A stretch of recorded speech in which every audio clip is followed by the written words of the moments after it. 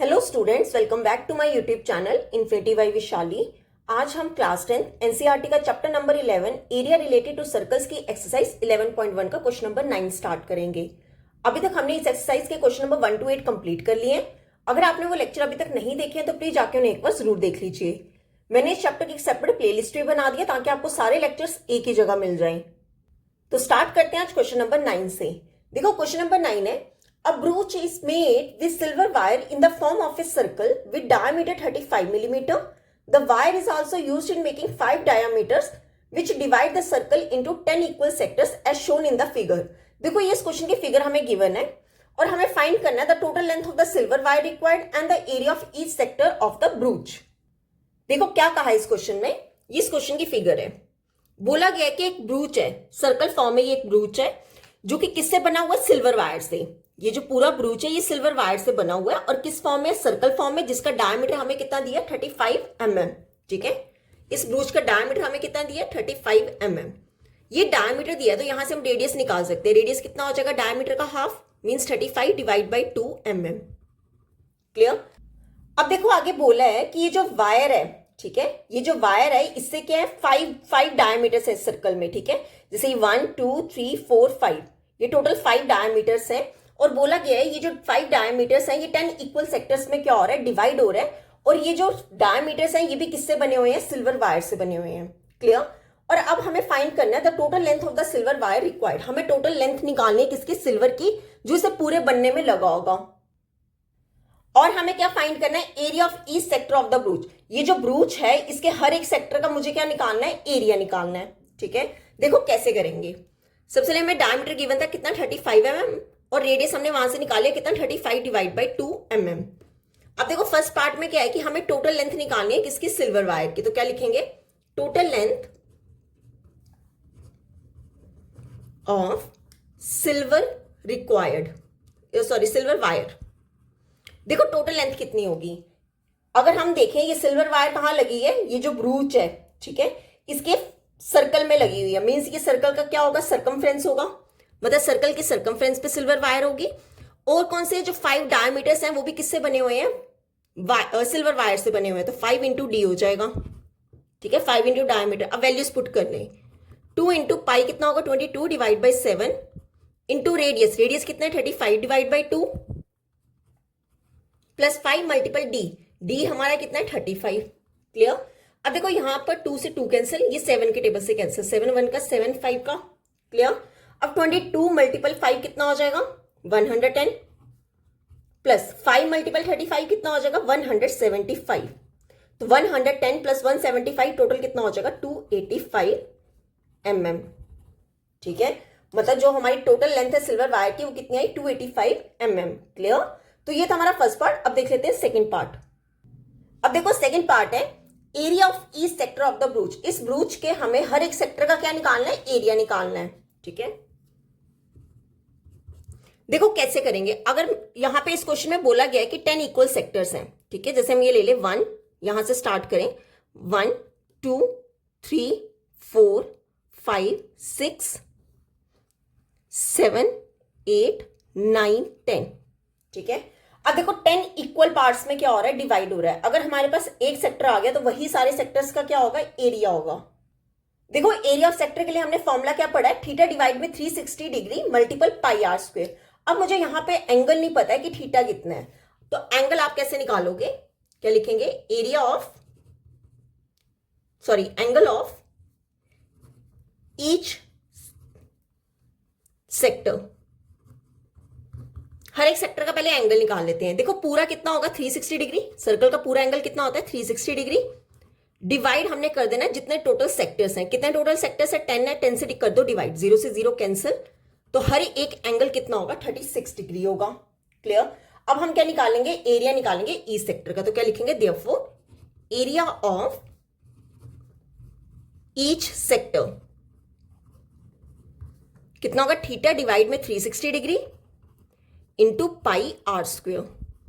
Values put कर ले, theta अभी हमारे पास कितना है, 36 डिग्री, डिवाइड में क्या आ जाएगा 360 डिग्री, मल्टीपल पाई, पाई कितना होगा 22 डिवाइड में 7 इंटू रेडियस, रेडियस कितना है 35 divide by 2 multiple 35 divide by 2। Clear? देखो कैसे करेंगे आगे। ये 36 के टेबल से कैंसिल, 1 का 10 का, ठीक है। यहां पे 2 11 का, 2 5 का, ये 5 के टेबल से कैंसिल, 5 1 का, 5 7 का, 7 से 7 कैंसिल, क्या रिमेनिंग रह गया 11 मल्टीपल 35, डिवाइड में क्या रह गया 2 मल्टीपल 2। अब देखो 11 को 35 से मल्टीपल करेंगे, ये कितना हो जाएगा 385, डिवाइड बाय 2 इंटू 2 कितना हो जाएगा 4 मिलीमीटर स्क्वायर। ये हो गया हमारा आंसर। तो हर एक सेक्टर का एरिया कितना होगा 385 divide by 4 millimetre square. Clear? तो ये था हमारा क्वेश्चन नंबर 9। अब देख लेते हैं क्वेश्चन नंबर 10। देखो क्वेश्चन नंबर 10 है, an umbrella has 8 ribs which are equally spaced, assuming umbrella to be a flat circle of radius 45 centimeter, find the area between the two consecutive ribs of the umbrella। देखो क्या कहा है इस question में, एक umbrella है, ठीक है, ये अम्ब्रेला है, इसके क्या है 8 रिब्स है जो कि इक्वली स्पेस्ड है।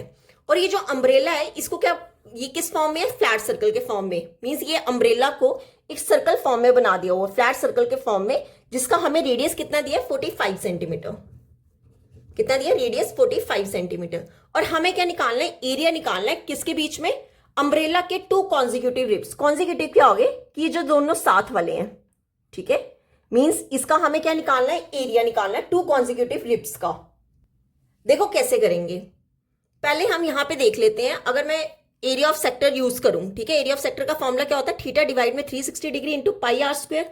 पर अब मुझे ये नहीं पता कि इन दोनों रिब्स के बीच में एंगल कितना है, ठीक है। तो पहले क्या निकालेंगे, एंगल निकालेंगे। तो क्या लिखेंगे, एंगल बिटवीन 2 रिब्स।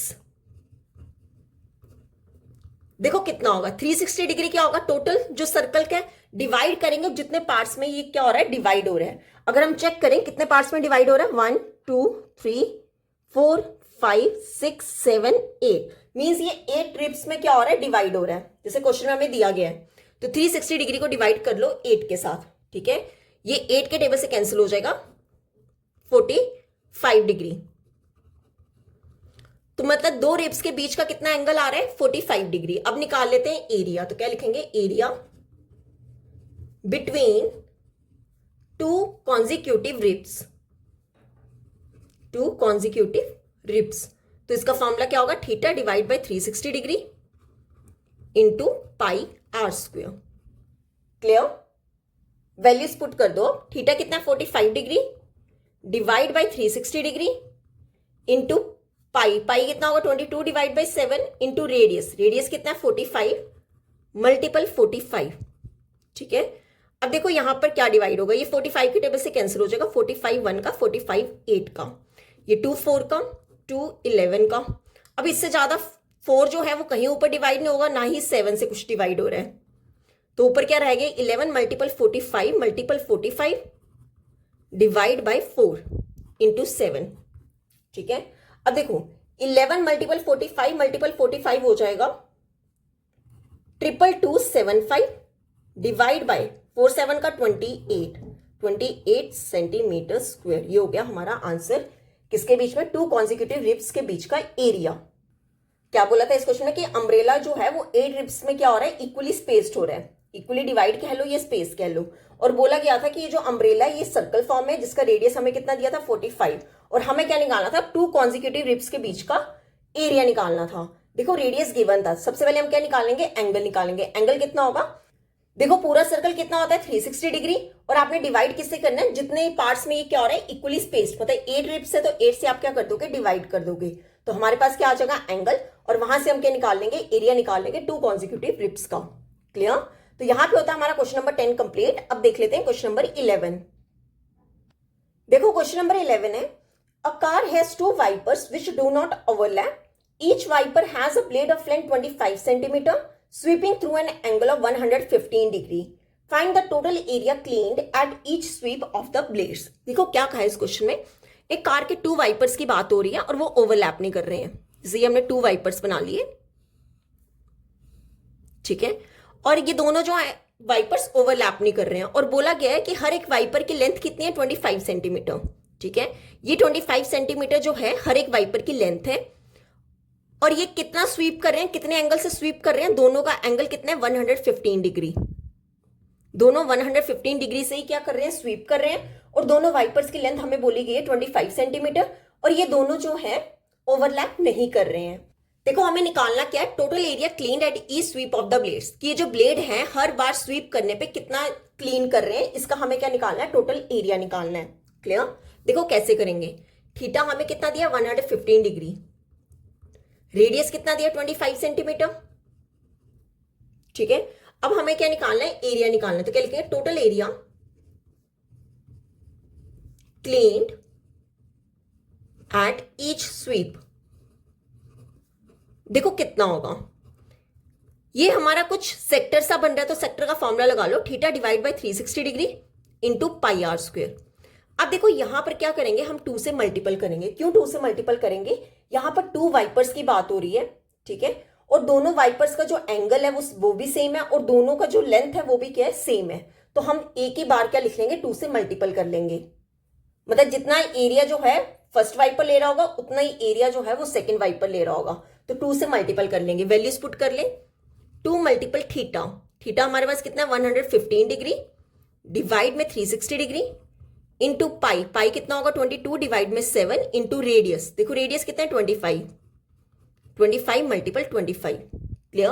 अब देखो ये किससे डिवाइड हो सकता है, ये 2 के टेबल से काट लो पहले, 2 11 का, 2 180 डिग्री का, ठीक है। अब ये अगेन 2 के टेबल से कैंसिल कर लो, 2 1 का, 2 90 डिग्री का, 5 के टेबल से कैंसिल कर लो, 5 5 का 25, 5 18 का, ठीक है, 5 18 का कितना होता है 90 डिग्री होता है, इज इक्वल टू क्या रिमेनिंग रह गया ऊपर 115 degree multiple 11 multiple 5 multiple 25 divide में क्या रह गया 18 मल्टीपल 7, ठीक है। अब आप देखो अगर मैं यहां ऊपर सबको मल्टीपल कर दूं तो ये हमारे पास आ जाएगा 1581.25 डिवाइड बाई 18 इंटू 7 होता है 126। क्लियर? अब देखो 126 को जब हम इससे डिवाइड करेंगे,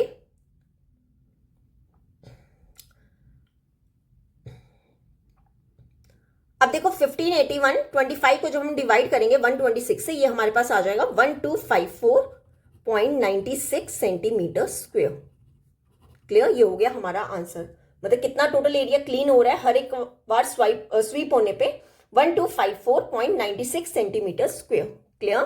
तो यहां पे होता है हमारा क्वेश्चन नंबर 11 कंप्लीट। आज हम यहीं तक ही करेंगे, नेक्स्ट लेक्चर में हम स्टार्ट करेंगे क्वेश्चन नंबर 12 से। अगर यहां तक आपको कोई भी डाउट होगा तो आप मेरे से कमेंट्स में पूछ सकते हो। आई होप आपको वीडियो अच्छी लगी होगी। अगर आपको वीडियो अच्छी लगी है तो please like share and subscribe my channel. Thank you.